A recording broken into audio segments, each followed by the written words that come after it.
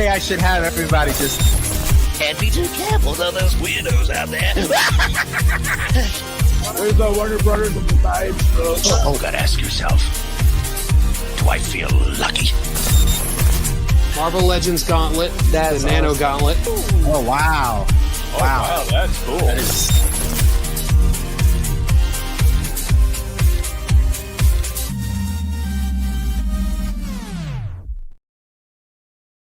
What's up, collectors, and welcome to another Sunday night here on Collectors Assemble Live. Sorry about that. Man, it's going to be a good show today because we have my good friend Tony the Toy Rat to talk about Nibble, which is a really cool web-based application for now until it gets onto the phone, but where you could manage and store all your collectibles and kind of inventory them. And there's a bunch of things that it does as well. It could, it values your collection. You could sell things. You can look at the reviews for it. I mean, it does a lot of things, and it's pretty awesome.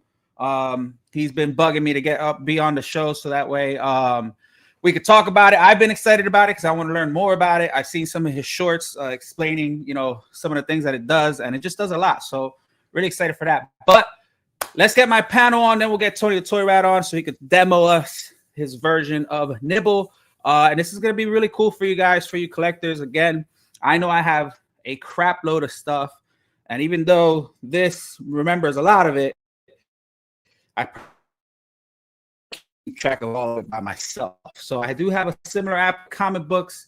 I just go out. Am I on? Can you guys hear me? Did I go out? Anyway, am I having issues here? Let me get somebody on here to help me out. Ladies and gentlemen, Sean Carlson is in the building. What's up, Sean? Hey, what's going on, guys? Been a while. Did I go out a little bit? Yeah, for 2 or 3 seconds, nothing crazy. The audio dropped out and the screen froze for a little bit longer. You look like you're good now, though. Okay. All right. There's a snowstorm going on over here, so sorry about that, guys. Same here. I just switched over to Verizon Files, so they better not be messing up. But anyway, like I was mentioning before, I do have a similar app, but it's only for comic books, where I do inventory my comic books. That way, when I go buy some, I know which issues I'm missing. So it's kind of cool to have something like that just for your collection, whether it's Funko Pops, toys, statues, I mean, you name it. So it's a really cool idea, cool concept, and it's cool that somebody within our community made it up and is rolling it out for us. So I think that's awesome. But Sean, dude, it's been a while. Long time, yeah. What's up, dude? Probably at least a month. Yeah, going around doing a lot of conventions, traveling a lot. Thankfully, now we are done for the year, even though the year is only, I think, another 2.5 weeks. But done for the year. And yeah, happy to be back. Yeah, it's been a while. I was in Evansville, Indiana, Columbus, Ohio, Detroit, Cincinnati. Bunch of places. Okay. All right. So any new upcoming artwork, or are you still working on the same ones? A couple new pieces in the works. Happy to say that finally that this X-Men piece I've been talking about for a while, all the individual characters are drawn, and I as of the past 2-3 days, I'm in the process of combining them all together. The final drawing, we still got a long way to go before the painting is done, but the final drawing is tomorrow, maybe the day after. Almost there. It's going to be about between 25 and 30 characters total. But a lot of work still to go, but happy to have gotten so much done thus far. Take your time. It's taken a while. Yeah. Take your time with that one. For those who don't know, I one of my goals is to buy an original piece from Sean. There's been a lot of original pieces that I like that I'm just like, but man, this one has to probably be my favorite one because, as you guys know, I'm a big fan of X-Men. We have a lot of things to do with X-Men here on ToyQuest101. We've had them on the show, so that relationship is there. That emotional attachment's there. So this is going to be the piece that I'm going to get, and I'm so excited. So I got you. Take your time, bro. Take your time. I got a lot of bills from PCS coming in. Yeah. that we we don't want to talk about. You mentioned. Yep. But welcome back, bro. I'm glad to have you back. We miss you. Good to be back. Let's see who else we got here. Everybody finally joined. I was getting a little scared there. I was like, where's everybody at? Tony scared everybody off. Let's see who we got. We got our guy, Metal Elf, is in the building. What's up, Metal Elf? Hey. Hi, how you guys doing? Welcome. Thank you for having me. How you been? Everything good? Yeah, pretty good, man. Any snow your way? Oh, yeah. Yeah, we got probably about 6 inches on Nice. the ground and a little bit dusting today. All right. Sean, you got snow over there too, right? In New York? Yeah, we had. Yeah, they said it was going to be light snow for about an hour or two. That was a complete fabrication. Yeah, we've got a good couple inches. It's all very slushy and heavy and just messy slop that walking your way, around New York is a big pain in the ass, but can't do anything about it. I like the fluffy snow that you could just like away, right? Like I don't want to be like this ain't you know what that. I mean? Yeah. No. I'm not a fan of this crap. Yeah. And if it's gonna be cold, it better snow because I'm not. I need some sort of perks that comes with that weather. But anyway, all right. Well, glad to have you all, Metal Elf. Let's get our other.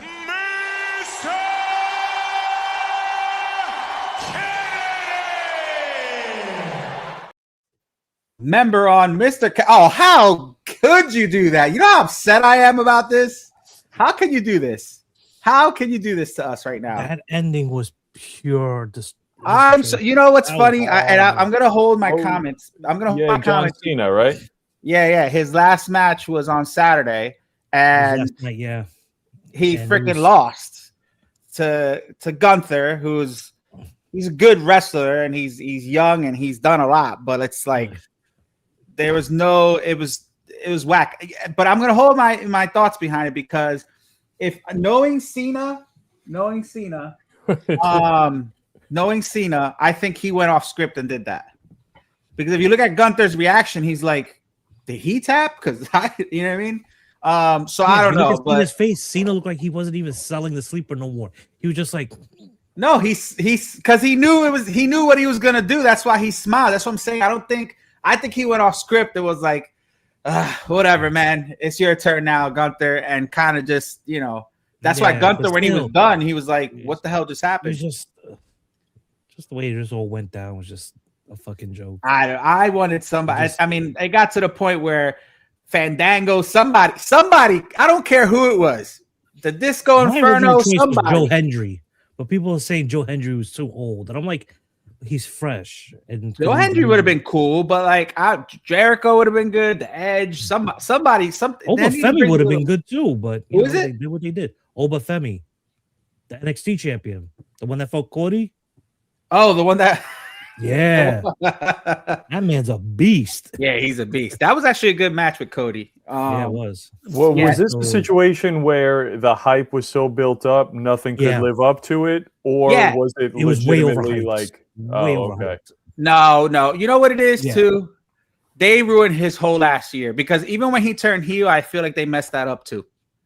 So it's like, I don't know. It's like they had an idea and they just executed poorly for me. I don't know. But anyway. Yeah. He wanted to work more days, and WWE turned around and was like, you got like 40 days. And it's just like, he could have been on more shows. He could have sold more merch. But they did what they did, and now they have to live with it. And there's a lot of blowback. I'm sure somebody else is upset. Speaking of people who are upset, Josh McCoy, tell me about it. Tell me you're upset. I'm just as pissed as you are. I saw that. I'm like, what the fuck are we watching? And then like the first half of the match, he was just getting thrown around the whole time. I'm going back to AEW. My wife was watching and she's like, I never watched John Cena fight before. So she comes to watch him in the first half. He's just getting thrown around like a rag doll. I'm like, yeah, probably not the best match for you to see for the first time. Yeah, he phoned in that match. He phoned it in. Evan, they botched. They could have done so much with his final year. They completely botched it. They did. I don't know, man. Listen, that dude, hands down. I know we talk a lot about Mount Rushmores. He's definitely got to be one of them. I'm sorry. Cena? Yeah, 100%. Of course. 100%.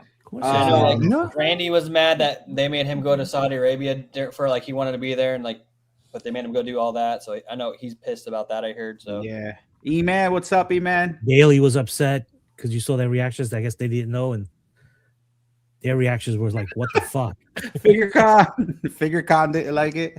See, Renz, what's up, Renz? Dom. See, I'm a big fan of Dom. People don't like that I'm a fan of Dom. I'm with Dennis, that whole thing was stupid. Like the back and forth to him and Dom, that was dumb.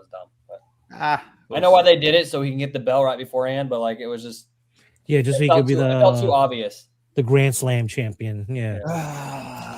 Freaking. Anyway, we'll see what happens. But I also heard that shit by himself. So this summer is Brock Lesnar's last and final fight too. So we'll see how they'll screw that one up. And then we got AJ Styles. AJ Styles, sorry. They'll also retire next year. Oh man, 2 retire. AJ Styles. They're gonna mess them up. Who are they gonna put them up against? Think about it. Who are they gonna put them up against? Anyway, we'll talk about that another time. The Undertaker. No, stop. That'll be crazy. The Undertaker came back to one-on-one with the Undertaker to get his L back, right? To get that one. What about the Big Show? Is he still around? He is, but he's in AEW still. Yeah.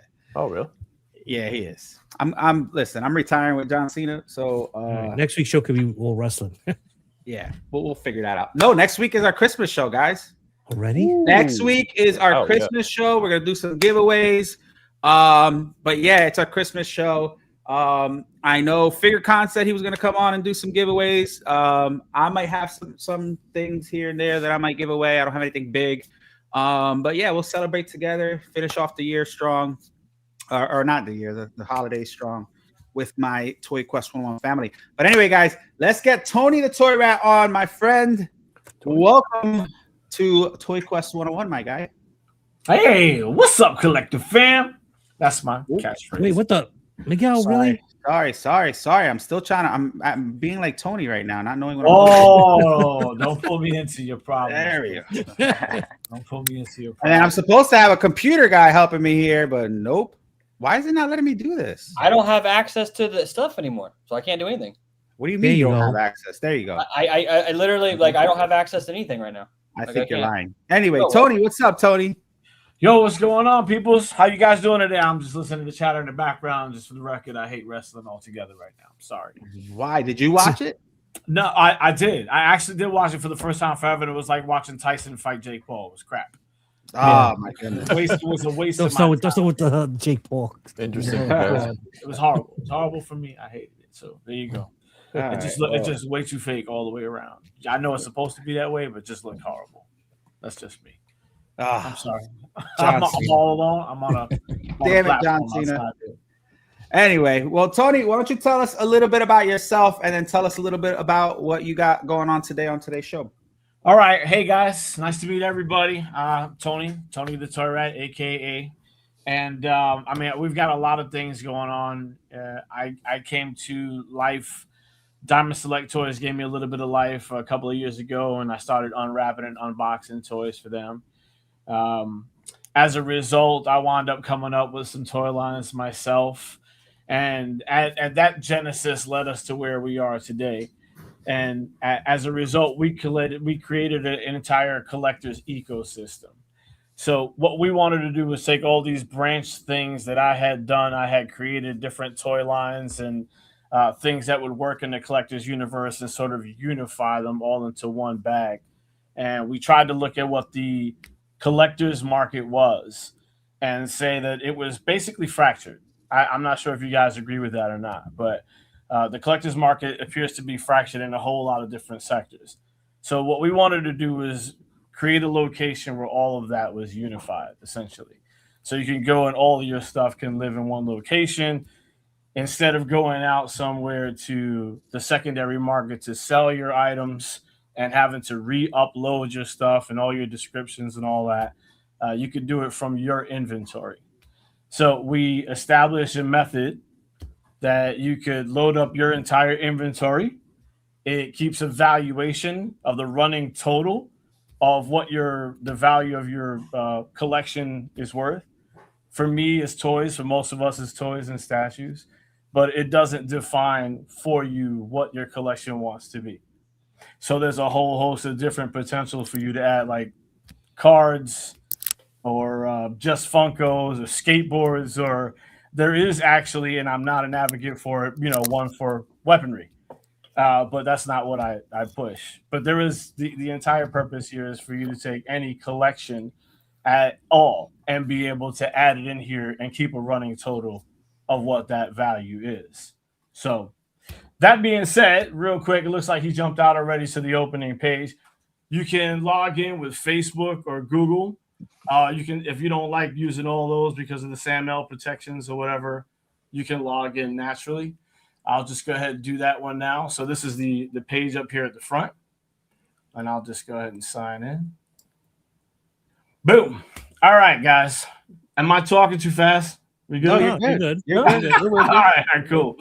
So All just so just before you continue, just to clarify, for people on this panel, you could actually do cards as well. So Josh is a big Pokemon collector. Yes. He could actually inventory his cards, his value, and then it'll give him a total of what his collection is worth, right? 100%. 100% what you just said. Cool. As we pop out right now, you guys see that we are open onto what we call the dashboard. So these are all the tools that are available to the various collectors for whatever reasons you might have. For this purpose, let's just go ahead and jump into what we call the nest. I'm Tony the Toy Rat.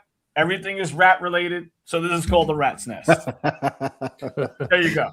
And Nibble, rat related, everything's sort of rat related based on that. Okay, and I'll explain that to you a little bit later.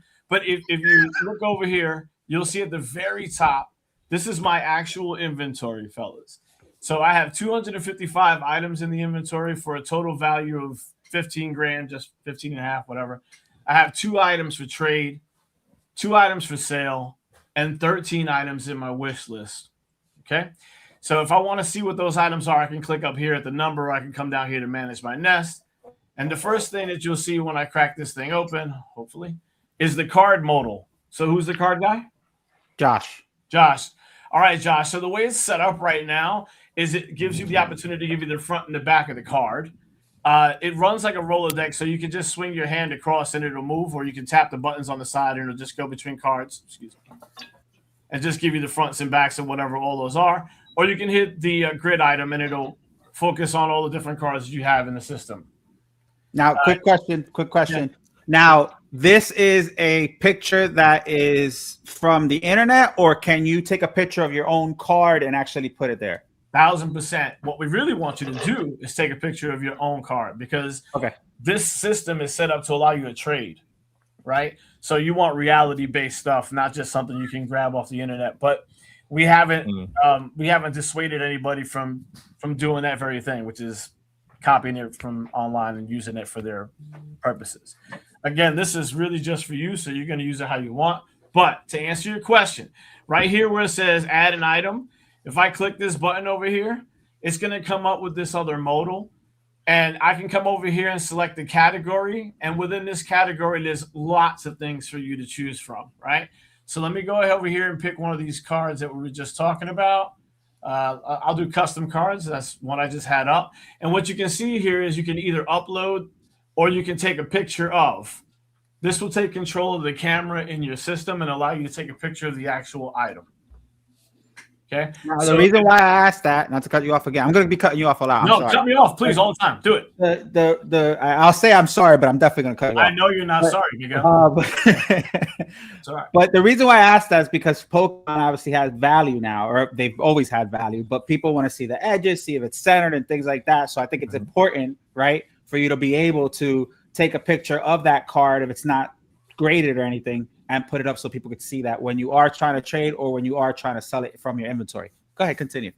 Yeah, no, it's 100%. We exactly thought that very same thing.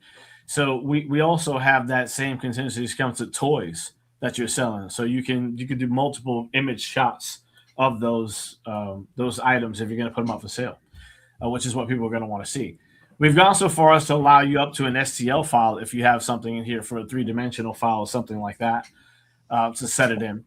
It gives you really granular options within uploading each one of the things. So you put in a title, a description, a manufacturer. All of the manufacturers aren't here, but we are in beta, gentlemen. So anything that we don't have and we need to add in, we're asking for the community to let us know. And then we're basically adding that into the system to give them the opportunity to do it, you know, within reason, obviously. And then we have a quantity, a price you paid. Now I'll explain why this is all in here. This is really just for you. This is for your information only. Quantity, a price paid, a condition, which, you know, varies based on all the way down to in the box with accessories or without. And then an asking price in here, which is only supported. You see that there's a red circle over the top here because you have to come over here and list the item for sale first, and then you can put how much you wanted to put it for. And there's a reason for that. We have a search system, which I'll show you in just a moment. And that search system works in Congress with this system. So your inventory, once you list something for sale, will automatically be searchable by anybody in the secondary market who is looking for that item. Okay? All right, so that being said, I'm going to turn that off for a second so it's not for sale. You can give it a rating system. Again, we're back to the cheese thing, guys. We have 3 cheeses here and extra cheese. That's how we rate things. We have, are you open to a trade set up here? If you click this button and said this item will be listed to the trading floor, I'll show you that in just a moment. But that allows you to click somebody else's item and instantly trade for something else that you have. And it doesn't have to be a card. It can be whatever, bottle caps.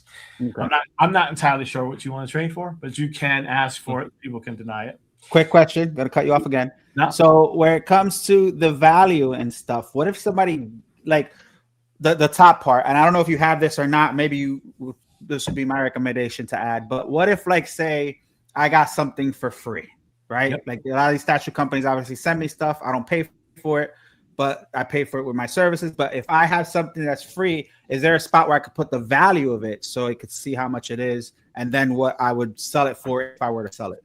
You're like the Segway king. That's what you are.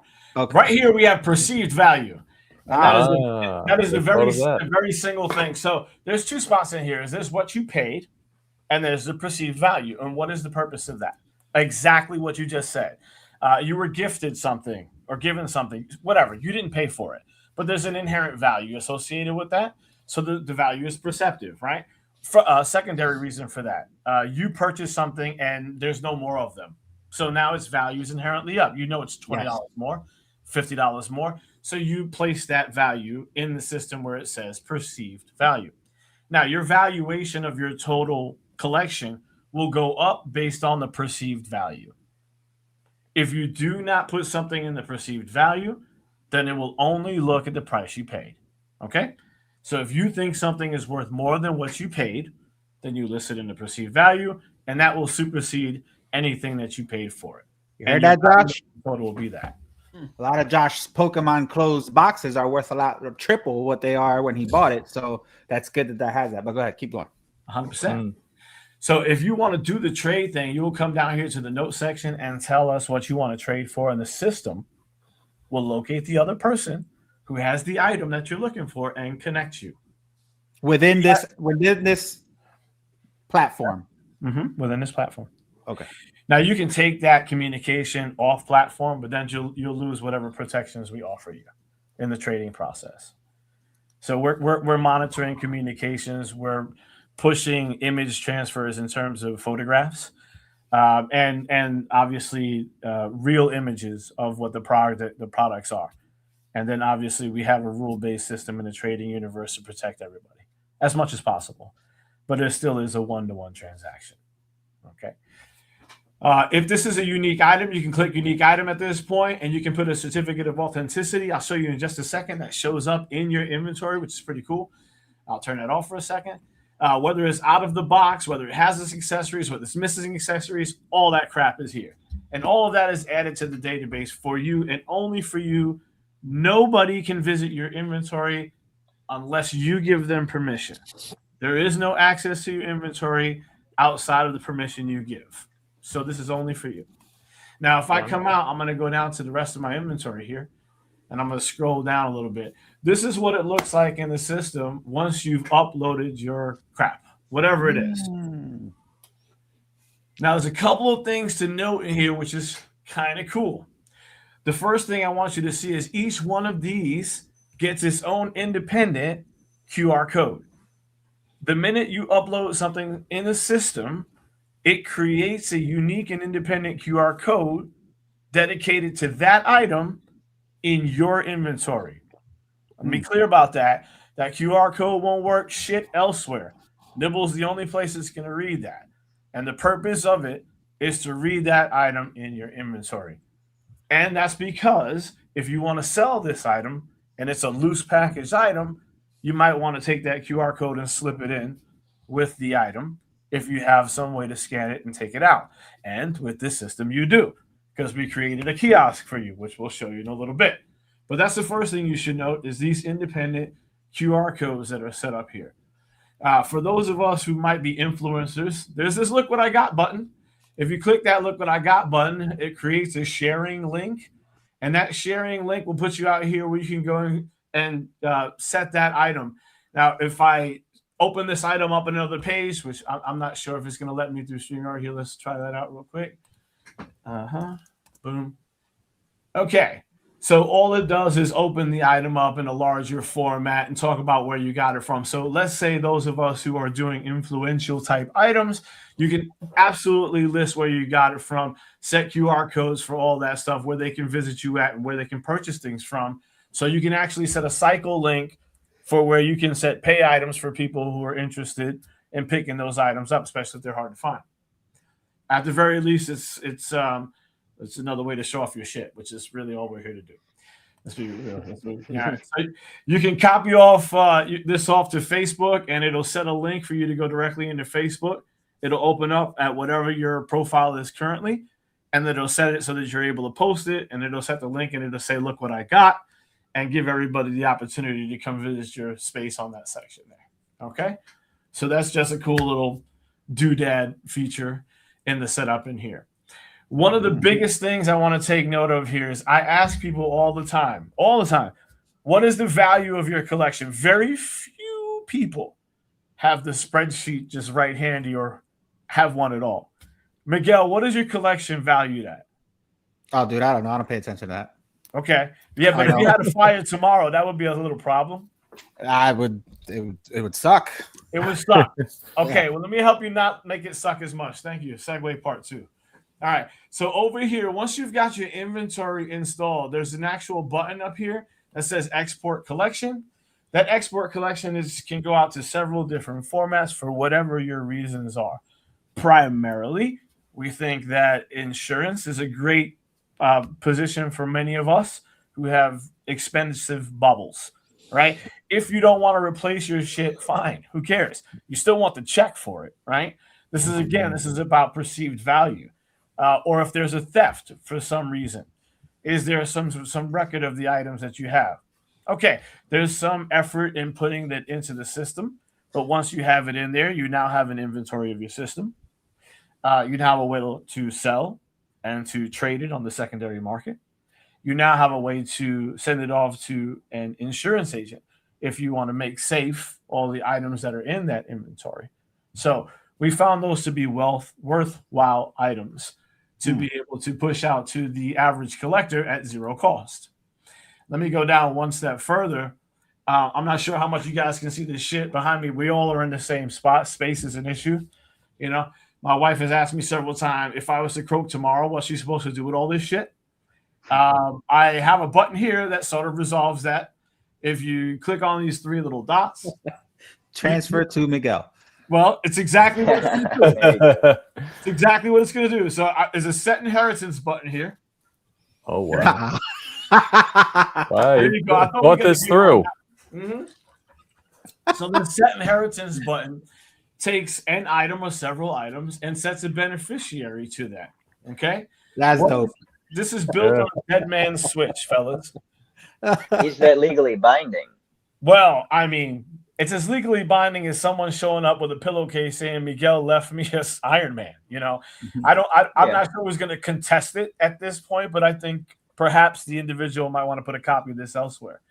But from our perspective, what's going to happen is if for some reason you fail to come back in the prescriptive time, which you have allotted, right? So you will tell us you're going to come back in however many weeks, days, whatever the situation is, and then we're going to expect you to come back in that time frame. And if you haven't, someone's going to receive a very disconcerting email. You know, your friend, whoever, has passed on, but they left you Iron Man or whatever the case may be. And so that is exactly how the Dead Man Switch works. But the inheritance system functions in that way, and we actually have tested it. So, Sean, you're getting my Magneto. there you go. This Nice. it's Christmas, guys. It's time to start asking for stuff. You never know who's gonna, wind up in I like it. Yeah. Okay. All right. So, okay, I said something here sort of at the beginning, which is one of the other reasons to put things in Nibble is this sort of secondary market option, right?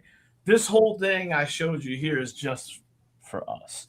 It's for the collector. It's for those of us who actually give a shit about what's in your setup and what the value of that is. Again, this is my value at this point. I haven't loaded everything up. I'm not nearly as robust as many of you. But this is what's in the system right now, and I can visit it at any time.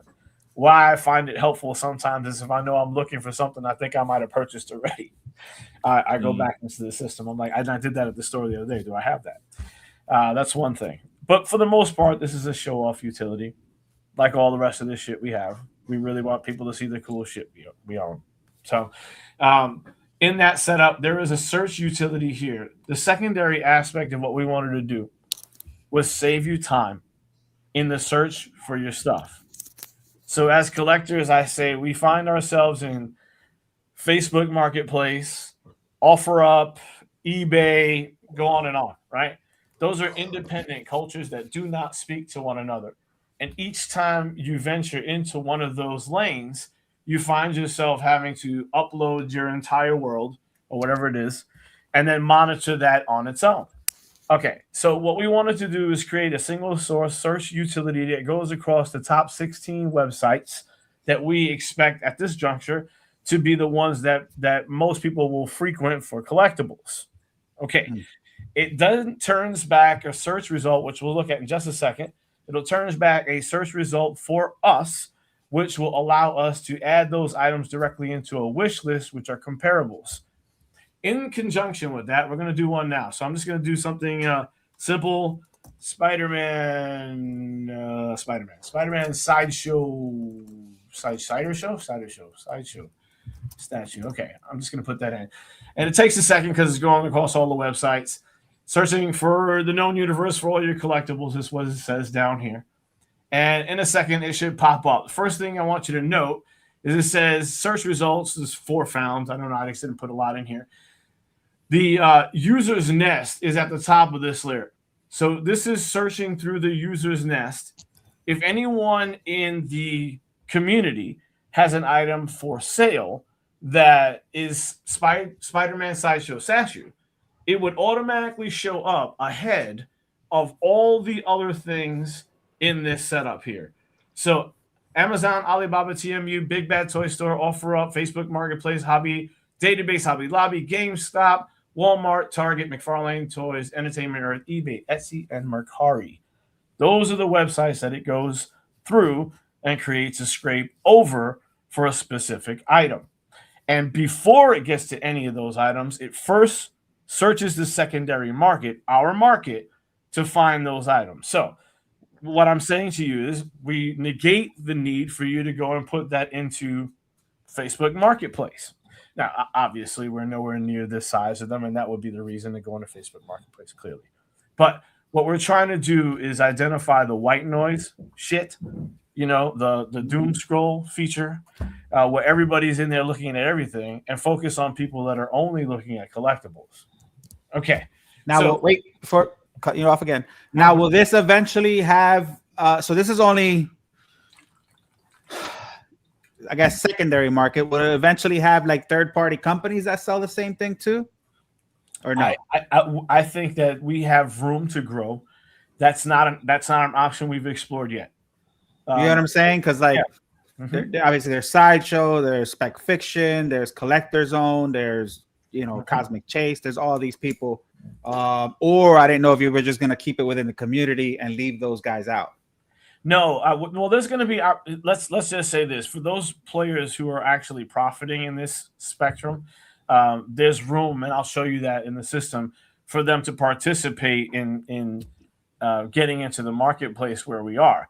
But effectively, that's where we're going to earn. We're not trying to earn over top of any of the collectors. So when you say people like that, that's going to be our revenue base for this entire structure. If you guys have been wondering where the hell we're making our money at, which you should be at this point, but because we're not making it from this point right here, it would all be 50% of our revenue comes directly from advertising revenue.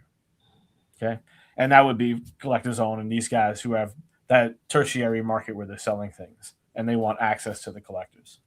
Okay. All right, so in that spectrum down here, I'm going to scroll down a little bit, and it only gave me 4 on this run. I don't know what the hell for, but I can hit save at any point. I want to click this save button here, and it shows you down here, Sideshow Collectible Spider-Man action figure multicolor has been added to your wish list. All right, I'm going to go over here to the dashboard. Everything in our system just kind of pushes you back to the dashboard, and I'm sure it's a little clunky, and we're going to fix the UI as we move forward, but right now we want to function over form. So in this spectrum here, you can come down to the wish list item, and you can see this Sideshow collectible that I just selected in here, Sideshow Spider-Man, what have you. Now, at any point, I can select any number of these guys, and I can do a comparison on them, and whether it be for cost items or whatever, it'll pop up right here. I click compare, and it'll be a comparison outline. I can also take these items and click share and send them to somebody's email or a connected member inside of the Nibble ecosphere. And what does that do? You're basically just telling somebody you want something. It's a wish list item. Within this setup here, if you added it to your wish list item via that search and you've now purchased it, you can go ahead and click this button that says move it to my nest, and it'll take this data and dump it directly into your nest and increase your valuation and allow you another card in the inventory system. Oh, so you don't have to retype all that information if you don't want to. Not at all. You don't have to do a thing with it if you don't want to.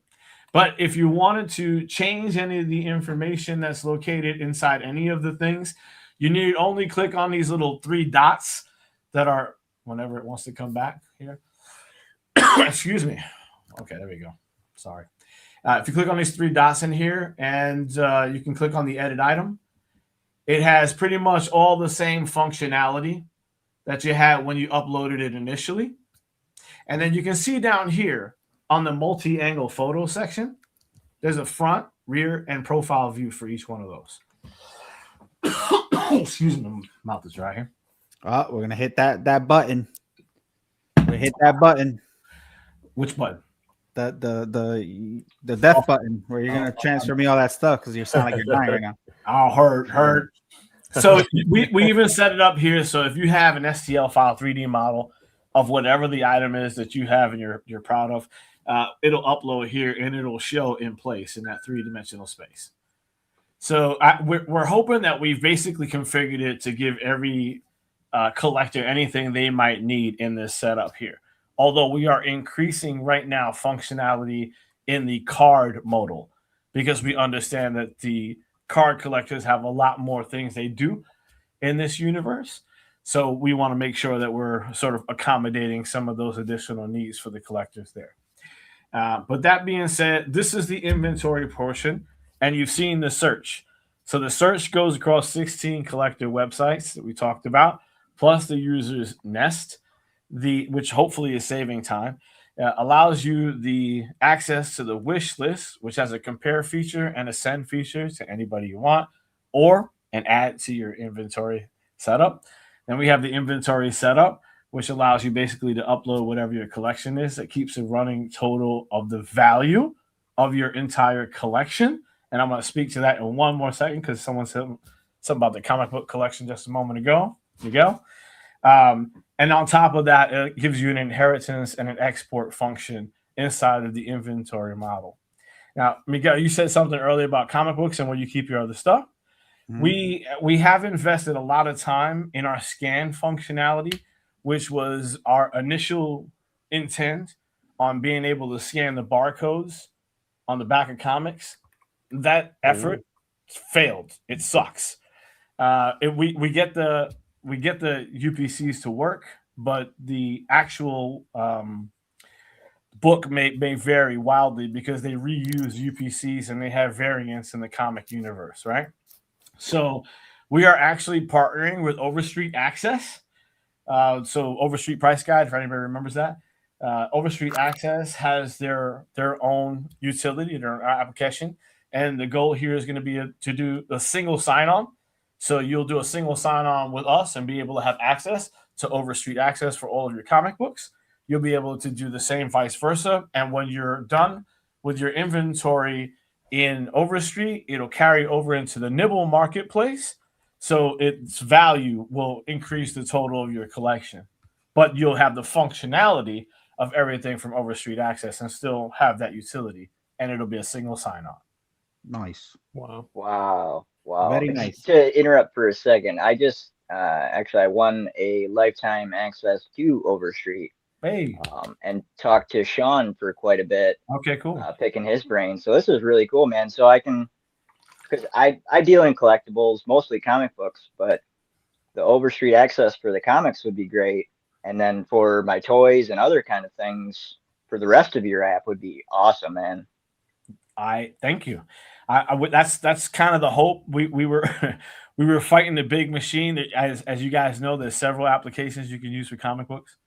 CLZ. Yeah, that's the one I use. Yep. CLZ. Yep. CLZ is pretty much everyone's kind of favorite sort of setup right now, and Overstreet's working, I think, their way towards being that kind of thing. But this setup that we're marrying our efforts towards now feels like a way to gain control over the top of that sphere, because CLZ is not doing that. So anyway. And they have another utility that they're adding in this year, which is going to be for making sure they have the proper valuation of the comic books, that kind of thing. That I talked to Sean about this past week, I think it was. So hopefully we'll be integrating that pretty quickly, and then you guys will be able to. It'll just be a seamless integration between those efforts, and hopefully everybody's cool with that. All right, so you saw all those things so far, and that's just touching the surface on what this system has available to you, and that's what's incredible. You spent so much time adding shit here. So let's say you saw the search utility, you saw the inventory utility, you want to find something for some reason you cannot find. This is something I've heard several times. I'm sure you have before. We actually have this set up here. It says start your hunt. You click that button, you come over here and say create a hunt. This will give you the opportunity to add an item in the system that you are searching for and have the rest of this community find it for you. So essentially, you put in a title for it, the keywords, a category, manufacturer, character name, item, all that shit. You're going to want to put a maximum price in. I'm not going to pay over X. Location preference, and that is because when you put that preferences, it is specifying from your pinpoint, the zip code location, out from a radial point, depending on where the scout, which I'll explain in a second, where the scout will search for you within 10 miles, within 20 miles, within 50 miles, if I'm being clear. If you have it, you can put in a reference image on this particular item you're looking for, and boop, you hit start the active hunt. And what that's going to do is set it up for our scout community to actually find the item for you. Immediately going, why is someone going to find the item for me? Okay. Initially, the thought process was that there was going to be a subscription sort of fee based on this aspect of it. But scouts actually get incentives in our system that continue to do things. So freebies, free toys. We have affiliations with other organizations who are going to give us things which we will pass on to our scouts. We have what we call chits, which is an internal monetary system that we reward you with, and it builds up where you can spend money inside of our store. And that actually translates to some of our partners in the who have comic book stores, which is a system we're working with right now. So that's the reason they will scout things for you. The other reason is if they scout things for you, they can set up in this system whether or not they will also pick it up for you. So they have found item X, they hit a button, you get an alert in your Nibble, and you say, this person has found item X, a Batmobile, in a Walmart in North Carolina for Miguel. Miguel says, well, I can't go get that. Pick it up for me. Boop. So you can actually hit the button. If that scout has it set up in their profile, you'll know that right away. And you can ask them to pick it up for you, and they'll actually purchase that item for you. Okay. Like Toy Dash. Yeah. Toy Dash. Like Toy Dash. Hold it for me. That kind of thing. Okay. So Hey, real quick, I have a question here. Yeah. But this probably pertains to that other company you're talking about. Any plans for Omnibus? Yeah. I actually talked to Sean about that. They have so many plans in that space. Overstreet Access, guys. I can't say it enough. I think they're doing really great work. I think they're pushing towards doing better work and moving towards a CLZ format. So any of those guys right now who are on the call who are strictly about omnibus and comic books, I would surely advise you take a look at Overstreet Access. Right, I think that's the place to be. As far as we're concerned, omnibus. If you were to scan it through our setup right now, omnibus works perfectly. It's the comic books that is a problem for us. So if you have a bunch of omnibus, it will scan in our system, and you can bring that into your inventory, no problem. It will scan without a problem, no issue at all.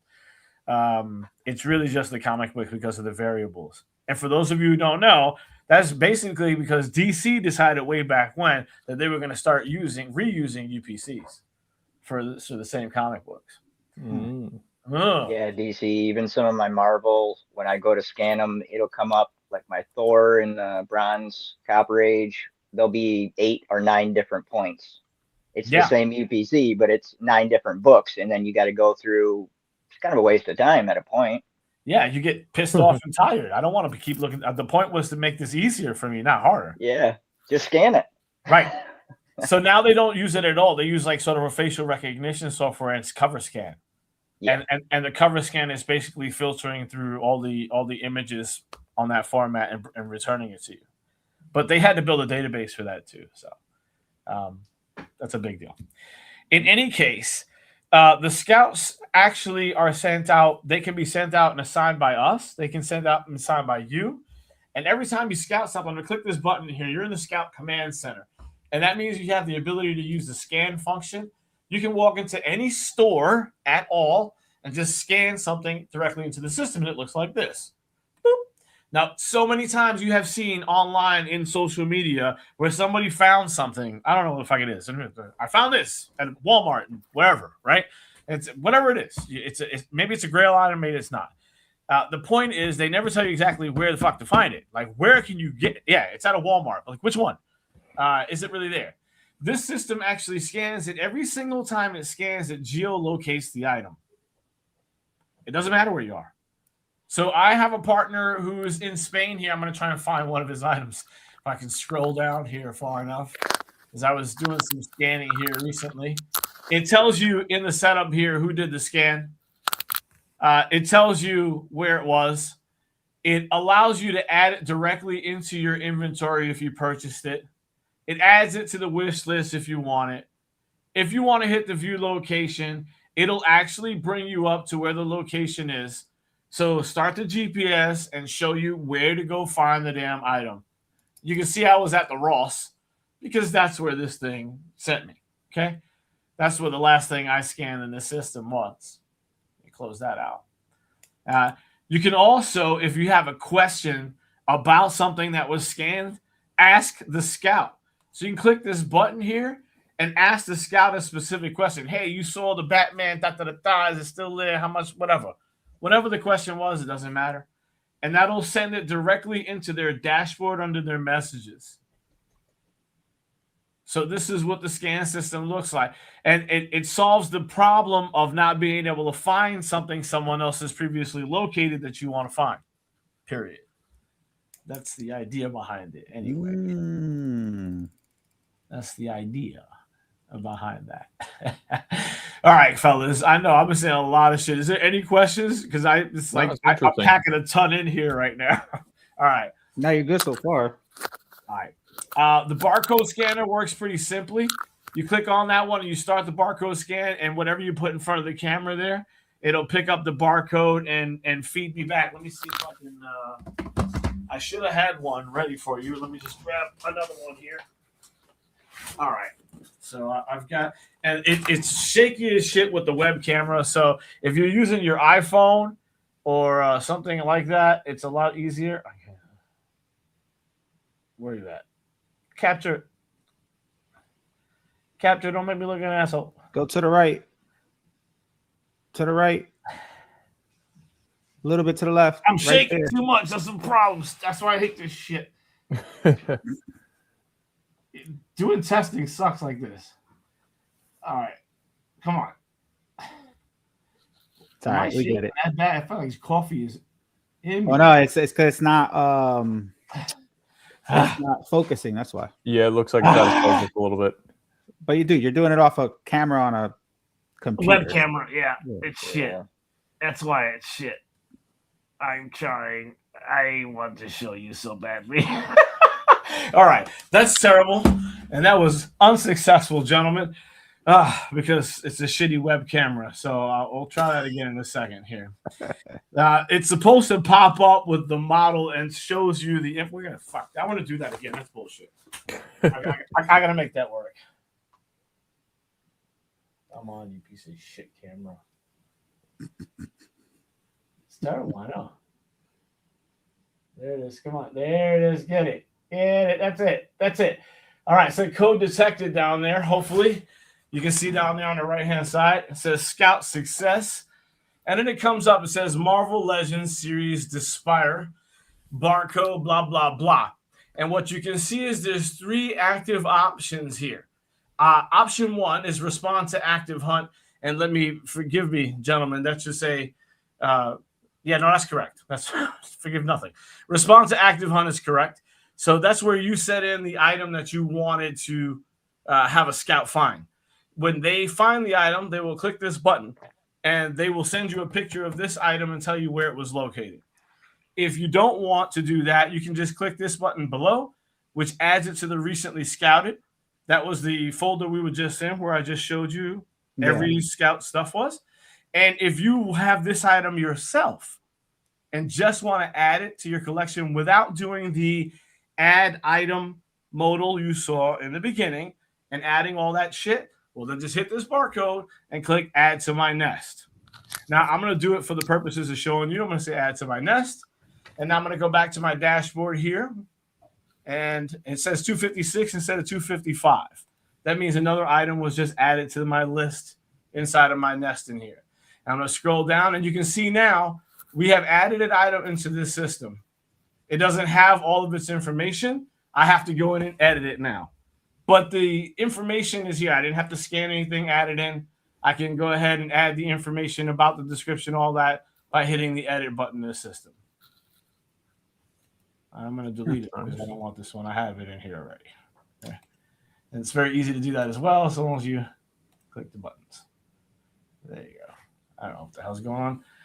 I'm going slow. Okay, it says item was successfully deleted and it's gone.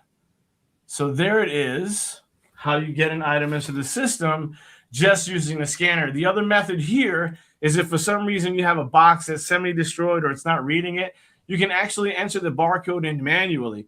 And this is the cheat code for any of the people watching who have loose shit.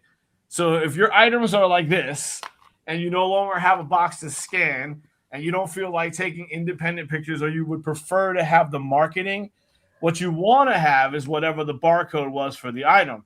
You could technically go to Google and search for that item and search for the UPC, copy the UPC, and then put it in here. And it'll automatically copy that stuff into you, and you can add that to your nest. So that's the cheat code for adding things in without having to source the image, download the image, and do it all independently. Which, of course, you can do. It just kind of depends how you care to treat your inventory, right? Nice. All right. Yeah.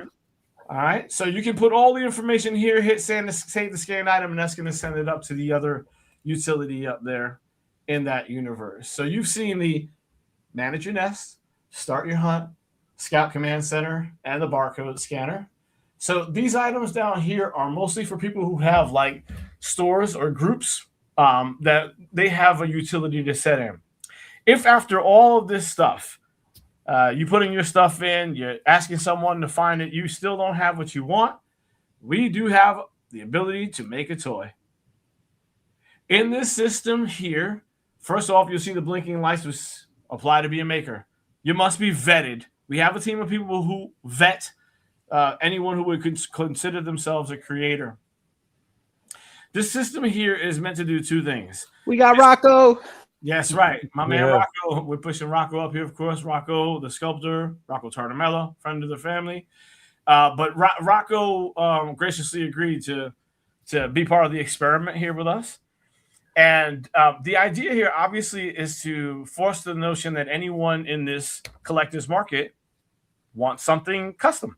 So now here's the opportunity for them to find someone within our closed market to supply whatever that item is. Now you can come over here and either select a custom toy or a custom cosplay item. We have different people doing different things. What about art? Can you do one for art? Yes. And it's actually embedded in this typical project outline. Thank you. Segue 3. That's what I'm here for. Okay. All right. Typical project outline. We created a logical system that is the outline for pretty much every project from start to finish. It goes conceptual, beginning, intermediate, advanced, and then ready to complete. So depending on where you are in your project on this 5-item segment, we will only send your request, aka a bid request, to those artists or providers who are necessary for that segment of what you're doing, if that makes sense, right? Yeah. So in the very beginning, that conceptual guy, you got little to no development, you're going to need an artist. Bingo. So that's the first type of creator who would come into the system here and put their name in to be accessed for bid requests at this stage of development. Okay. And so they would go ahead and send in all of this information. The person who is in the stage, whatever stage they're in, they're going to select what stage of development they feel like they're in. Based on that, that's where those bids will go. Then they can get specific if what they want their item to be made out of, their project details, a budget range, a timeline, your shipping address. If you've already further down the process, you can upload STL files. Again, if you're just looking for someone to finish your product, you've been the modeler, and now you're looking for someone to print, finish, send it off to you, whatever. You can go ahead and we have those people available to you as well. You set in reference materials, hit the submit request, and it will go out to all of the artists, all of the creators who have selected whatever segment of the project that you're in as part of the things they do, if that makes sense, right? They have then the opportunity within this dashboard set up here. They will have this incoming request button. You'll see nothing when I click on it because I have no incoming pending requests. But if you did, you would click on the My Projects button, and it will outline for you an actual timeline for your project. And that timeline is going to be based on whatever you said at the beginning of this project when you accepted the bid for the client. So it's keeping you honest, and it's keeping the client informed as to where you are in the design process. It's a project management tool, as well as it is the ability for us to push people to custom makers and get them what they want. We do earn here on this. Our company takes 20% over the top. So that's a cost that's basically paid by the makers and not by the clients. But they're aware of that, and we're upfront about how that works. In case you guys have any questions. Cool. Great. We're just swimming through this. If these guys want, they can attach their portfolio. If during this bid process, they can come over here and set all of their information in, how they want to be paid, all of those things, what they deal with, what they don't deal with. And then we give them an opportunity to put a couple of their examples. When they're accepting the bid, this portfolio gets attached to that bid. So now the client receives the acceptance on the bid plus the portfolio for the individual who's going to be working with them. And yes, this allows you to put in an outside location for a website, ArtStation, wherever it is that you want clients to see more of the work that you're producing. Very nice. We don't hold that back at all. Very nice. I like it. I like it. Awesome. Thank you. Great. That's wonderful. All right. So cool. We just got a couple more here. So there is a store function here where you can create campaigns. This, guys, is a super function of the system right now, because this is mainly for people who own a store and they're trying to do reach stuff. So there's several campaigns in here that we don't have to go through. What I do want to show you, and one of the coolest features is this system, is this kiosk mode. So in this campaign management, I'm going to click on this kiosk mode, and what you'll see is it says Nibble Kiosk POS System. And that's exactly what it is. It's a point of sale. Now, for those people I said earlier who are looking to take their inventory on the road at a Comic-Con, at a swap, at flea market, wherever, okay? And they have a lot of loose items. Our solution is this. You click this button that says Generate Inventory QR Codes. And what the system does is it looks through your entire inventory and generates the QR code associated with the item. Boop. So now, what can you do here? As I scroll down through my inventory, right? You can print this out as a PDF or a file, whatever. You can cut them out and you can put them in bags. You'll see very often if you go to these events, a lot of these people will have bagged items and just clear plastic bag items with a price on them, right? And while that can be effective for getting a cost through and exchanging dollars, it doesn't do shit for your inventory. So let's be clear on what this is. This is inventory controls on top of a few other things. So you can print that out and you can associate it with your item. Now I'm going to start. There's already an active session here. I probably should have closed the session for. Let me see if we can close the session. Let me close that session out. No, it's still running. So you're going to have to watch it running. When you start your session, and I'll have to fix that after we get off. When you start your session, it's going to ask you a couple of things. It's going to ask you for the name of your company. And we're calling ours Toy Rat Enterprises on the Go, just for the purposes of demonstration here. And you can see this already running. Now I'm going to click this button and it says launch the kiosk interface.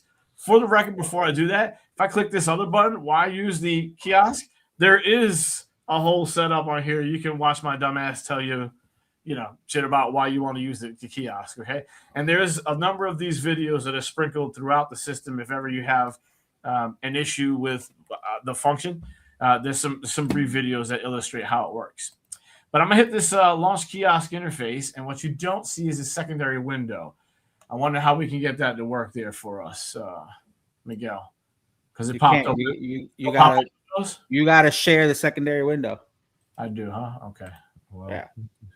Then let me share it then. So it'll take if you go on the top, it should say share this tab instead. Yeah, it didn't. I was looking for it. It did not say that. So then hit stop sharing and then do it again, but share the other one. That's what I'm doing. Okay. Presenting. Cherry cream. Esto es that one. Okay. Bueno. Oh, shit. Wrong one. Hold on a second. We'll get this licked, damn it. Stop that screen. Presenting. Cherry cream. Come on, man. Is that it? That's the one. Sorry about that, fellas. My bad. All right. We were going so smooth. Okay, let me open that up just a little bit. So this is the kiosk. This is what the kiosk looks like. I don't know why it's not showing my information on the bottom here, but it allows you to upload a logo. So it'll look like if you say you got an iPad and you're at a station, again, flea market, Comic-Con, wherever the case may be. This system here will basically look like any kind of POS system. There's a couple of things at play. One is that this system is meant to start the camera. If you use the QR codes that are generated specifically from your inventory, then when you put them in front of the camera, it'll automatically pull that item from your inventory and populate it up here. Okay. Once that item is populated up here, of course, you can keep adding items that they brought up to the top for you, but you can check them out from this point. So there's your methods. Now, at this juncture, this is just an interface for cash. So it'll do the mathematics for you. It'll give you the discount prowess for you, but it's not taking credit card stuff. And the reason for that is payment gateway. Any of you who have messed with that before understand that's another animal. We are working towards that in an eventuality, but as of right now, any of those people would have to have a separate item to run the credit transaction. This would just take the item out of the inventory for them. Additionally, what this can do here is in this scanner function, one of the things I didn't show you is about membership or keeping member control, understanding who your purchasers are.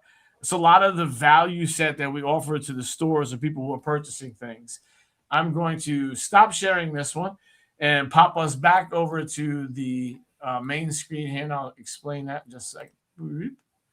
Yeah, close that back out and present the main screen. Anybody bored yet?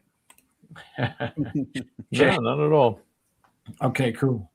All right, so back here at the main screen, one of the main things you should see is this little top piece up here that says your personal QR code. In addition to there being a QR code associated with every piece of your inventory, every member has their own personal QR code. The purpose of which is one-to-one sharing. As I said in the beginning, no one has access to your inventory unless you want them to.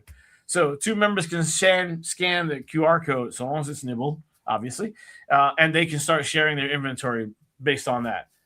They'll become linked members in the system. There's another way to do that in the community section, which I'll show you in just a second. But once you're able to do that, you're able to get the information from the member. I'm Tony the Toy Rat. I like that. Here's my inventory. This is the same information that they would be getting from the kiosk. So if you're a Nibble member and you go up to the kiosk and scan that, it'll automatically pull the information from one person's inventory into the other person's inventory. You needn't do shit. There's a purchase that was made, and it automatically makes that swap for you. Why? Because we have the information on both of those members, and the trade swap was initiated within the system. Tony, quick question. Rather than putting out your inventory or connecting your inventory to people individually, is there an option similar to social media on Instagram where you could switch on and off public or private? That way, to connect with people, you don't have to do it individually across however many people. Yes, there's a great question. It's a wonderful question. I'm going to go up here into the profile section, up here on the top right-hand corner, profile settings. Okay. I want to click on the account settings in here. So there's a few different things in here. All of your notifications are located in here, but there's a privacy and visibility section. Gotcha. Okay, nice. No worries, man. The privacy and visibility section, anyone can see me, only community can see me, or I'm private, hidden from any of my searches. So at any point, you can come over here and select that and become more visible, right? Or less. Be boop, boop, invisible as you see fit. And this is a little clunky, but we're messing with a couple of different things to try and make this less clunky. Part of this whole, thank you again, Miguel, for setting this up. Part of this whole setup and get in front of you guys here is we are in beta. We will be in beta until the end of January. And we absolutely know that this is not perfect. And it's all open and it's all free at this point. So the goal is to get as many of our fellow collectors into the system using it, trying to break it as much as possible. So we know what to fix before we slide over into the iOS and Android apps, which are right on the heels of that 90-day finish up in beta, right? Nice. So the clunk will hopefully go away, and it'll be a better situation for you to do mobile transaction with. By the way, you can use your mobile phone right now to do all this function. Of course, if you just use your phone, go sideways. It's a lot easier to get everything in. Yeah, let's just say you can do it. Regular portrait stance is just a little clunkier. I was just doing it the other day. So if you've got an iPad, even better. That works out best for you. I'm walking around stores with an iPad all day long these days. Okay. Now the nice thing about this is that obviously we're not all going to use every single feature here, but there is something for everybody here, whether you're going to use them a lot or all of them or not. So I could really think of at least 4 or 5 things that I could use it for. Obviously, I'm not a storefront, so that doesn't really pertain to me. But there's artists out there. There's people who like Rocco. There's people like Sean. There's third-party companies like Collector's Own, Spec Fiction. There's all kinds of things and different ways that you could use this. So yeah, so far it's looking pretty good. Man, I appreciate that. The hope was to do exactly what you just said. Not everybody's going to use everything. We have a key system here that was sort of dedicated on people doing different things, and then we just said, screw it, leave it all open to everybody and use it as you see fit.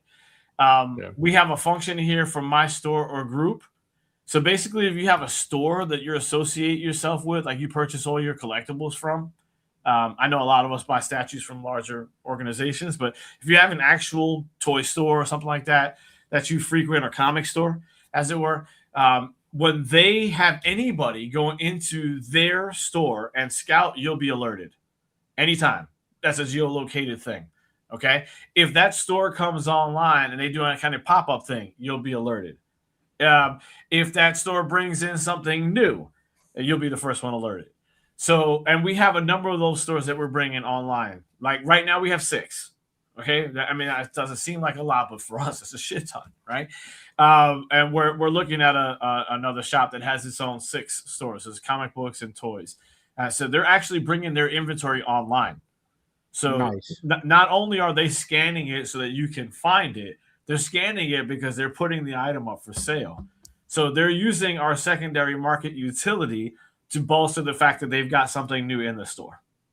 All So right? this is also good for people who use eBay a lot. Instead of using eBay, they can go on here and sell stuff. Yeah, absolutely. Well, we don't have a bidding utility. Yeah, but more for like a buy it now. Right, yeah. For the buy it now aspect, absolutely. We had hoped to usurp control from several of those organizations, which are, the white noise, we call them the white noise organizations that leave you stuck in those places. Now, the same is true here with groups. If you have a large group, especially in Facebook and things like that, you can actually send a message out to your group to come in here and take control of that group, let's say from Facebook, within the Nibble ecosphere. So those people will all be associated with the same group, and the admin member can send messages out directly to them within this structure here. Why is that good? If you're trying to organize and assemble, essentially, Hey, see, I like what you said there. assemble, all of you collectors. But when you're trying to organize those things, what we've found to be a major problem in the larger social media organizations is the doom scroll. So you're trying to get your message out, and someone's taking a dump, and they're scrolling at 15 miles an hour until something hits the amygdala here and starts to trigger it. The idea here is to focus the attention on the specifics of what we're delivering in this world. So mainly toys and things of that nature. Very nice. Cool. So that's in that sector. And then there's a live swap function now. The live swap function will actually allow you to create a live swap. So if you're going to be doing one of these things, provided you're going to be on premise, you can actually start a live swap in this setup. You can see what swaps are in the system that are coming up. You'll have a swap that's associated with you and where you're going to be. And then the kiosk, you can log in. It'll be the same kiosk that runs from the campaign modal directly from in here on the swap setups. So what's that like almost like whatnot, like selling live from whatever your location is? Yeah, so basically what it is, good question. When you set up the swap, you're going to have a diagram screen that has a number of tables, like a waiter would see on a POS system. You guys have all seen that before, right? Yeah. It's like table 1, 2, 3, 4, 5. So basically anybody who's come into the swap, they've assigned themselves, they're part of the swap now. The moderator will have them as a table. So you can move the table just like you would in a restaurant scenario, and you can assign. You clicking on the button will tell you which table is associated with which group, and within that universe, because they're part of the swap, each one of their inventories, whatever they said was going to be part of the swap, is open and available from the moderator screen. Oh, so anybody could trade and sell stuff with that group, not just the person running it. So it's not. You got it. You got orchestrated. So if all of us are there and we have stuff that we want to sell and trade, we can all do it all together within that group per the table. You got it. That's exactly right. That's exactly right. Okay. Nice. So much stuff. How long has this been in development? Because I mean, all the features and everything. This hasn't been some little weekend hobby project or something. For Tony, this is the real deal. I don't know. I don't even know what weekend hobby is anymore. I don't even know what is weekend. I think it's this part of what we're doing is about a year and 2 months, something like that. Something like that. About 14 months in total development. I had the idea to start with, and I said, I'm gonna teach myself some code. I'm gonna teach myself some code. So Wow. I picked up some V code and I started running that shit. And I'm like, I hit a stumbling block. This sucks. And so I picked up Copilot. Me and Copilot went for a walk, and we said, yeah. And we rocked out for about a good 3 months, and then we hit a stumbling block. And then I was watching Diary of a CEO. You guys know which one that is? Yeah, I know. Love that Yeah, I'm show. watching. He's the one that gets you all the time with the people he brings on. So he brings on a guy, and I forget the guy's name, some CEO, obviously, and he runs a company called Replit, Replit, and it's an AI software that basically helps you develop your program or your process, whatever the fuck it's going to be.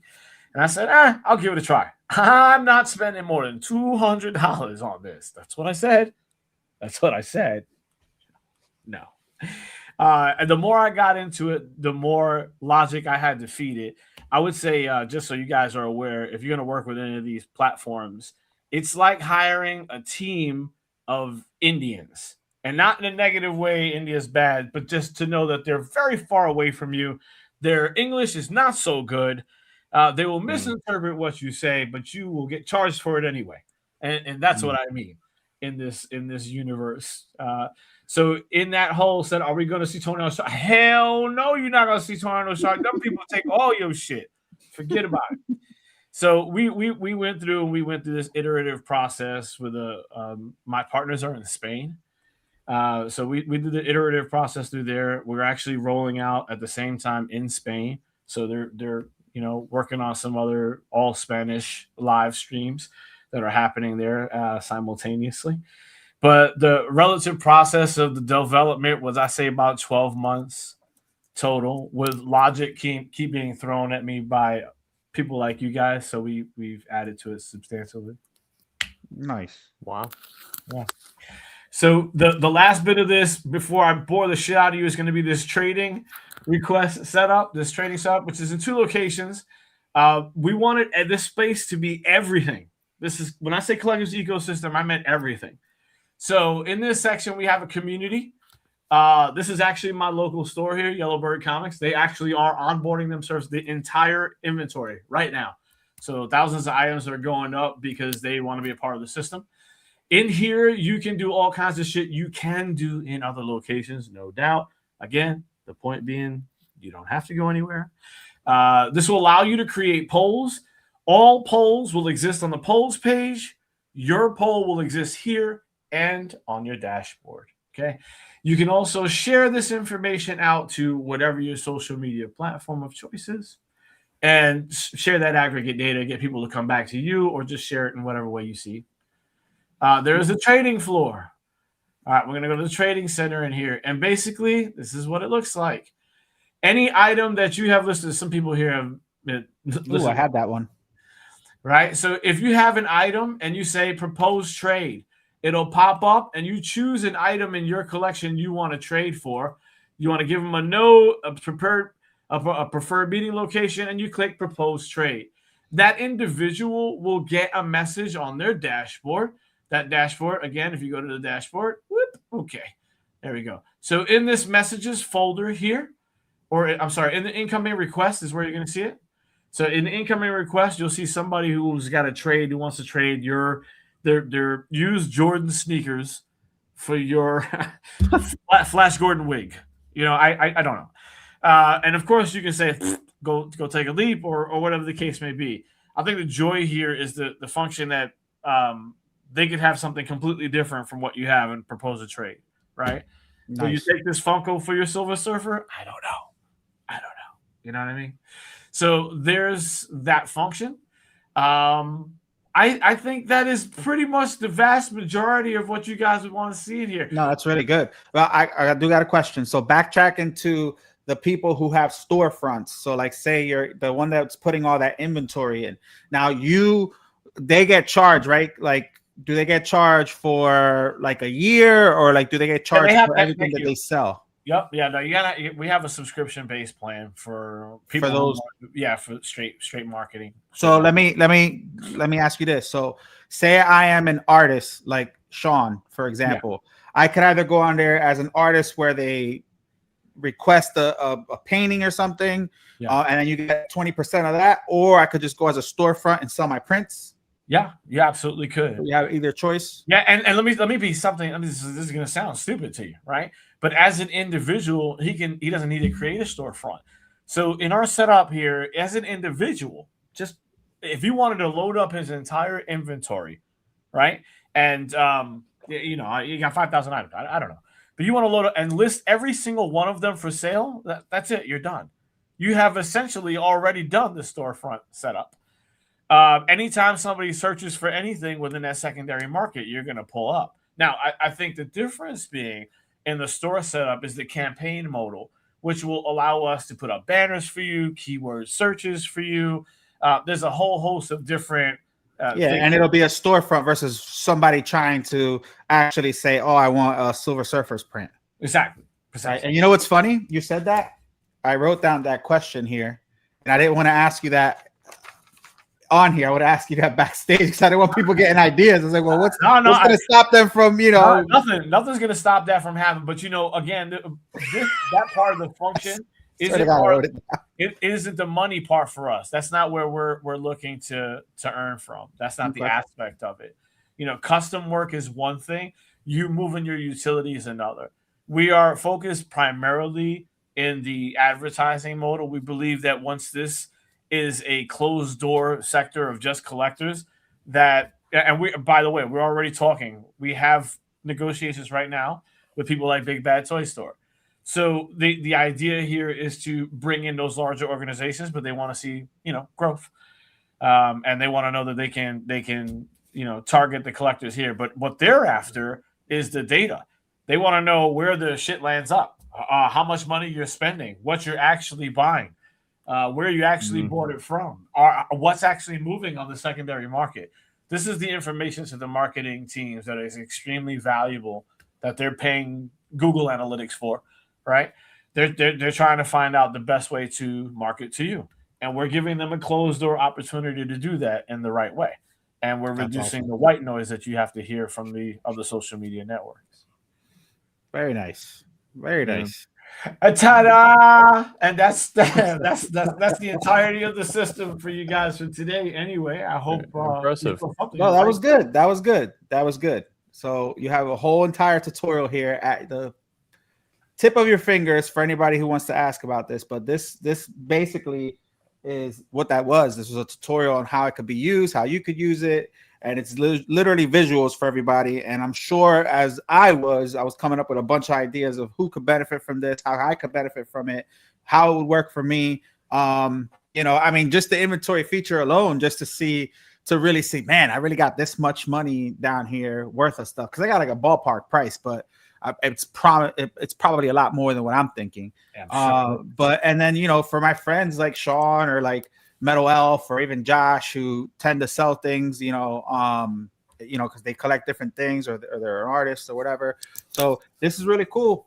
I think it's neat. I hope more people get on board now that there's an actual video out there that shows them everything from point A to, I guess the middle of the alphabet, because I'm sure there's still more things that we didn't go into because, it doesn't pertain to us. But yeah, man, I think this is really cool. I'm proud of you. I know you've done a lot of ideas, and I've ventured off with you on a couple of those. Sure. But this is definitely one of the better ones, and I hope it's success down the road, because this is definitely something that is bringing the community together. Whether it's a collector, whether it's somebody just in the hobby, whether it's an artist, whether it's a storefront, whether it's people who want to trade. This is pretty cool. So definitely big thank you to you for coming on and talking us through Nibble. So quick question, because I'm sure everybody wants to ask, what's the deal with the rats? You serious?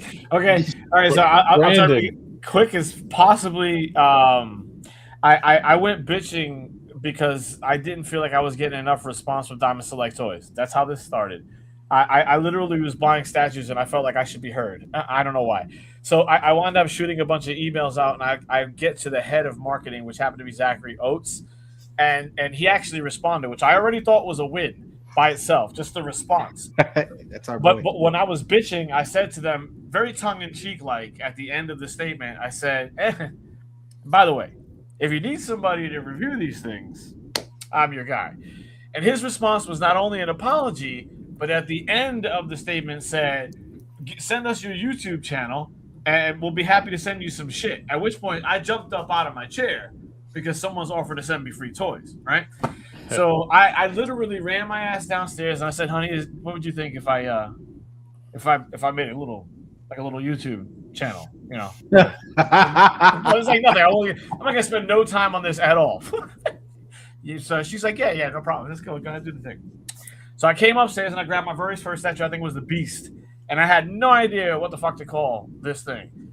So quite literally, the very first video I created was called Tony. It's me.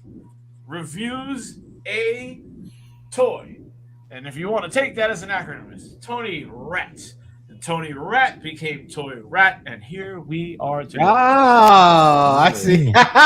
Okay. That's so funny. Oh, that's hilarious. I don't know if I knew that all the way. Like, I think I knew bits and pieces of it, but I don't know if I knew the entire story like that. That's funny stuff. It's goofy shit, but Hey, that's how it works. Now. That's how it works. The website and the system and all that, is it compatible with Lego? The website, yes, there's a Lego section for that in the manufacturing section in here as well. Absolutely, that is such a rabbit hole. Oh my god. Yeah. It wouldn't stop for a long time. It was we just kept investing and adding, and I just said pencils down. You know, there's enough here for us to gradually increase as you guys see that there's missing holes.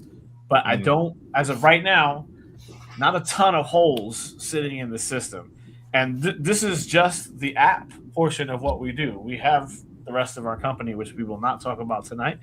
But we have a whole lot of function that the rest of the organization does. Miguel's like, Jesus, man, stop. No. I just don't want to overwhelm people. I think what we got. That's what I'm saying. We're not talking about that tonight. You know, we have our own intellectual property we've created, which is another reason we created Nibble, to have a closed door system to help people to see those products that we're marketing, and a lot of stuff like that. So I'm just real grateful that the 6 of you came on and let me bore you for damn near 2 hours. And I hope that I can get you guys to pop in here. And I'm open and available if anyone has any questions, comments, concerns, or feels like there's a hole I can patch into the system. We really appreciate all of you being able to jump in and give your advice. So thank you very much. So for people to do this, all they got to do is sign up right now because it's open beta right now, and they can mess around with it. They could either choose to keep going with it or just be like, hey, it's not for me. But basically, they could go sign in where? You can go directly to thetoyrat.com and click on the Nibble button, or you can go to https://nibble.thetoyrat.com and it'll take you directly there. And anybody can log in directly with Facebook or Google. And if you're not a fan of using SamL to log in, then you certainly can create your own login. Nice. And we're happy to have you. Come aboard. Well, it says you already. I just tried now. I guess there's a issue with Facebook login. That says wow. See, look, you're calling me out in the middle of it. Where are we at? What is it saying? What is it saying? Right now? No. Yeah. This app is not accessible right now, and the app developer is aware of the issue. You'll be able to log in when the app is reactivated. You know what? You have an old computer. That's clear. That's the part where the moderator is supposed to for some reason we lost Mr. Kennedy. I don't know why completely think about it's gone all of a sudden, but no, I'm joking. I'll go and I'll check that out immediately. No, this is why I got Kennedy on, because Kennedy's the guy who tests everything and makes sure. No, I appreciate it. I'm messing. But if he can't sign in through Facebook, he can just make a normal login, right? Absolutely. No, I'm doing through the Google. I'm checking the Google, and the Google one seems to be working. Okay. See, you need an IT guy or a like Kennedy to on your team. I want it. I want the abuse. I'll take it for whatever it's worth, man. So Nah. Yeah, it is. You know, because I'm the only one sitting here biting my teeth right now. Like, whether nice shit will work when you actually log in, and it does. By the way, we have lots and lots of people right now, so we're adding them every single day. Just need to kick it into another gear so that we can get enough information out to make sure that we've satisfied the needs to move it to iOS. Yeah, and this isn't gonna be at any cost to anybody, so why not try it out and see how it works for you? And if it works for you, hopefully this thing gets bigger and bigger, and now we have a platform where we could kind of all communicate under one, nest. Let's go, man. I love that. If nothing else, just for insurance purposes alone, you hear all the time of people, like you said, God forbid, a fire, a flood, something happens and wipes your stuff out. Insurance companies need paperwork, some kind of hard data in order to value stuff. And this would be great for that. Or if I'm moving. If I'm moving somewhere, I need to make sure I got everything, man. Here you go. Check this off. Make sure I got every piece here. Yeah. You know what I'm saying? And there's I want to be clear, guys. I mean, you can do sneakers, you can do bottle caps. We don't have any limitation on what your collection wants to be. We know that people collect all kinds of crazy stuff. Of course, we are going to, and we are actively currently monitoring anybody doing anything, pornography related, or child, anything, related, anything. I was about to say, can I sell my feet pictures on there? I don't know. I was told you have nice feet, so I do have nice feet for somebody who played sport. What if you just collect Miguel's feet pictures? Because I have a whole portfolio. Yeah. That'll be your inheritance, Josh. If I ever die, it would be click the button. Inheritance. The feet pictures are yours. You've earned them. You know what's funny that you, and I know I'm joking about the dying thing, but the other day I said to myself, man, with all this shit that I have, if I ever were to pass away, what would I give my core guys? I would literally be like, like Sean's gonna get Magneto, Josh is gonna get like my Pokemon collection, something like that. Like I thought, man, I gotta gift these guys something. You know what I mean? And it's so funny you said that because I'm like, oh shit. Well, here we go. Now I can go ahead and pick, who I'm gonna give what to. So what he's saying is start claiming your shit now. You just never know, guys. Yeah, really. Can we scan the room? Well, Miguel, that means if I die, you get my kid. Okay. Oh, wow. You want me to adopt your kid? Field. That's fine. As long as it comes with Kiwi too. I get Kiwi. Wait, you gotta ask if the kid's potty trained. Kiwi, yeah, we know his son comes on with us all the time. I'm talking about Kiwi the parrot. It's Coda. It's Kiwi. It's Coda. Her name's I Coda. named him. No, Her name's Miguel Coda. named it. Technically, it's Kiwi. It's Kiwi. So I don't think you could name someone else's pet. But we did though. And Miguel did. did. All right. Here we are. Yeah, All Miguel right, did, well, yeah. here's we are. This is it. Yeah. So, but anyway, guys, listen, that is right at the end of our show. So that's perfect timing. I don't know if we did that on purpose. I don't know how that worked, but listen, that was really good. I don't know if you guys want to end it here, if you want to touch on some stuff that came out, or we would just end it here. It was a lot. But guys, thank you so much, Tony. Thank you so much for jumping on. Don't go anywhere because we're going to end the show. We'll talk to you backstage. But guys, if you have any questions about this, you could either hit me up or hit Tony the Toy Rat up on any social media platform. Check this out. Try to mess around with it. Share it, right? Share this beautiful knowledge. Share this video so people can see how it works. It's a great tutorial, honestly. It's all right there. Hey, get everybody's address. I'll send. Thank you for attending. I'll send everybody a shirt. Yeah. Hey, free merch for everybody. Thank you.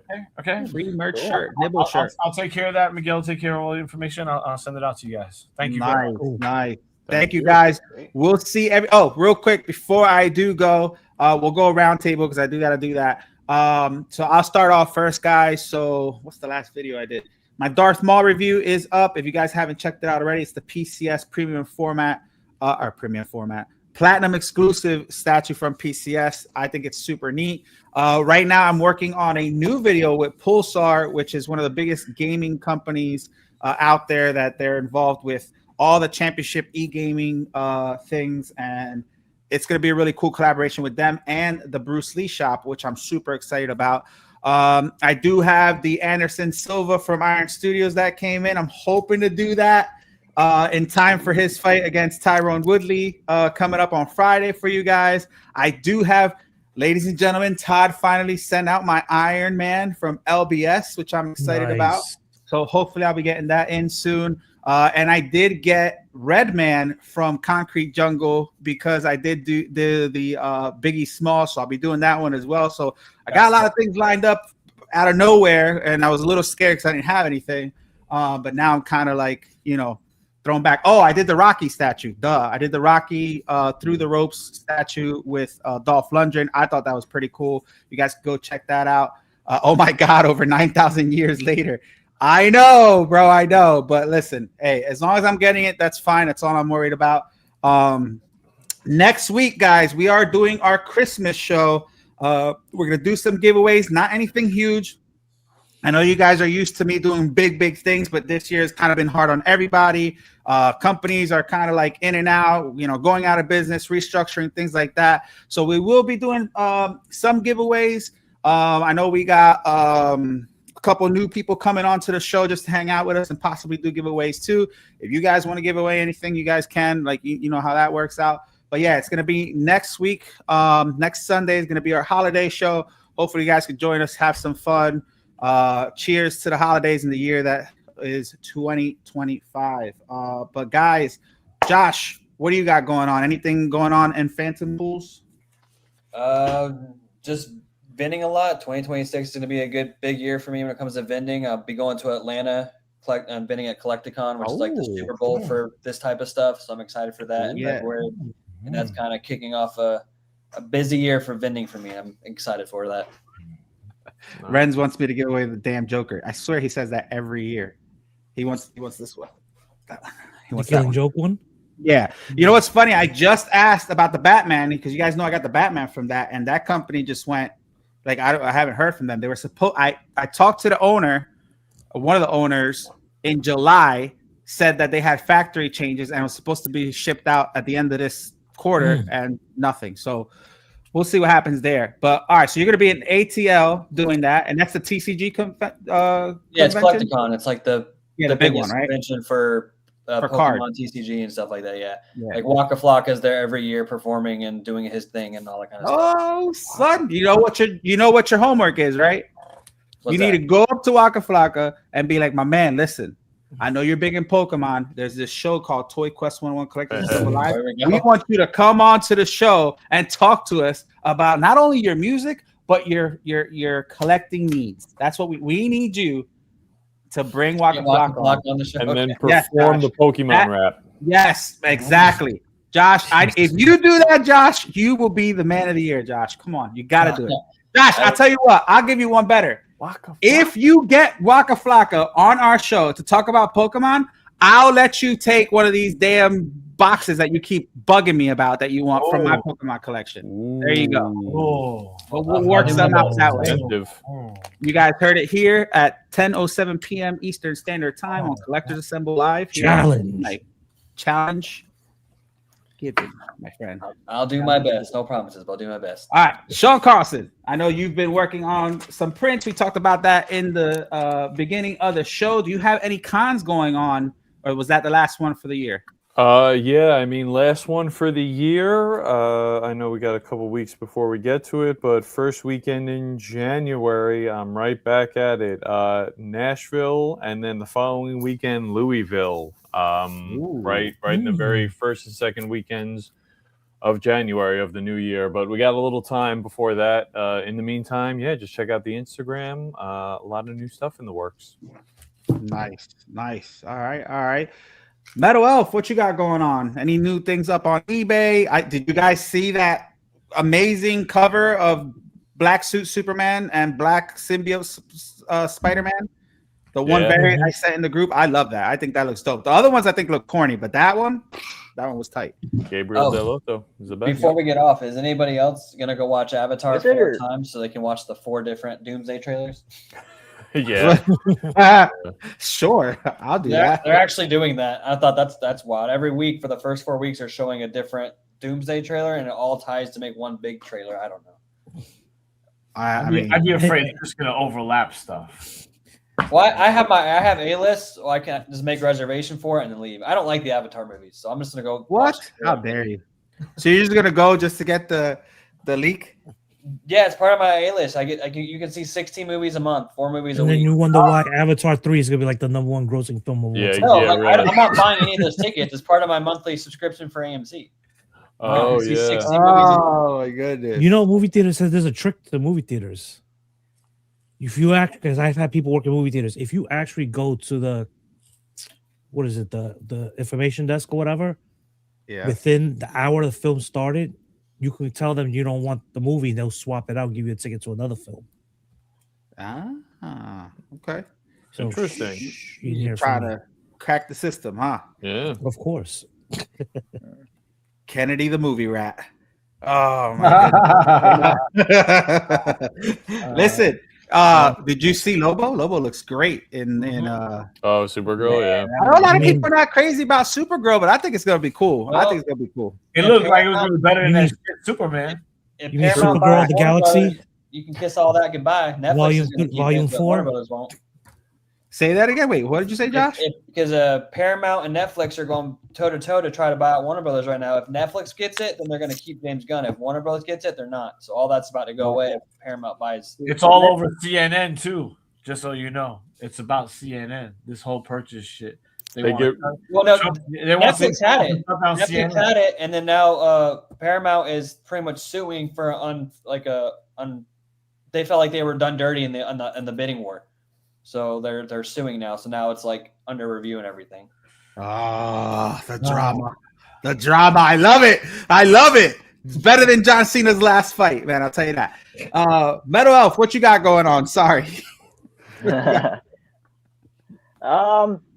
Just working on stuff, adding some more inventory to the eBay, and you can find me on Instagram, Facebook, TikTok, and eBay. Check me out, please, and Nice. YouTube. Nice. Are you gonna get that cover I spoke about, that Spider-Man one? Yeah, possibly. Possibly. All right. All right. Yeah. All right. Very nice. Very nice. Mr. Kennedy.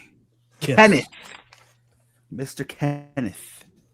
Antonio Kenneth You're breaking up again. Kennedy. Since you got your custom. I'm breaking up? No. Am I? Yeah. Yeah, you're freezing Yeah, a little bit. Yes. Am I breaking up for real? For real? All right, a little Now bit. you're good. Ooh. Good now. What you got going on? Not a damn thing. What you got going on, Kennedy? Anything? Nothing. All my pieces are in for the year, and I'm already planning the 2027 and 28 budget. What does that consist of? What is your first thing to purchase in 2026? I don't know. I don't know yet. I don't know yet. All I know is right now, the only thing I have left on order is the Hawkman, Predator, and Alien from Iron Studios. I had to pay off. Then I have another batch that's already been paid for. So that's what I've been doing, trying to pay everything off so that Shit, it was supposed to be I have absolutely no All problem. right. All right. What about you, Tony? You got anything going on aside from the Nibble? Toy Rat. I mean, and I mean that seriously. All the rest of the company too. So we got a lot of shit going on right now. So the merger, not merger, the partnership thing. I was talking about earlier. Overstreet Access. That's probably the big one right now. And I'm still making a bunch of shitty videos for people to ignore for the most part. And that's pretty much what my time has been wasted on for the most part. That's it. That's pretty much it. You got everything else. All my time's been invested in this shit lately. So, all right. Well, there you have it, guys. We'll see you next week on the holiday show here on Collectors Assemble Live. Peace, y'all.